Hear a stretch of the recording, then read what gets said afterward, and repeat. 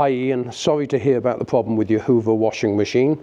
You say you've got a VT914D22X /1-80. Now you're telling me that you can't rotate the drum through. Once you open the door, you've tried rotating the drum, but the drum is stuck.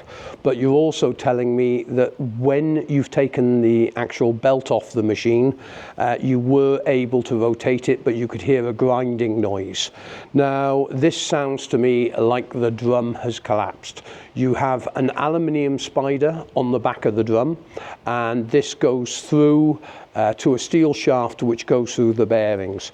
If the aluminium spider has corroded due to electrolysis or just fractured because of old age, then it needs replacing. But the big problem you've got, Ian, is this washing machine has a sealed drum.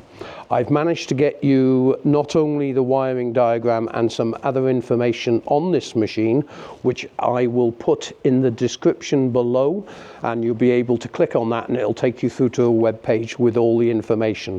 I've got the exploded diagrams of the machine, and your machine has a sealed drum.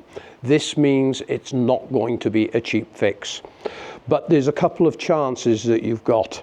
If you can obtain the genuine part number for that drum, you may be able to look on Amazon or eBay, and sometimes engineers sell off old stock from their vans, and you might be able to obtain a cheap drum that way. I won't kid you, a new drum from us is not going to be cheap. It would be somewhere in the region of about £200, and you know, it just is not economical to repair when you have that type of problem. Another way of actually fixing the machine is if you use your model number and search on eBay and Facebook Marketplace, sometimes you will find another machine which has got a different type of fault completely. Maybe the circuit board on that machine has blown and it's uneconomical for someone else to repair, but you would be able to acquire that machine for as little as £20 to £30 on eBay, and then use the drum out of that machine to replace the one that you've got.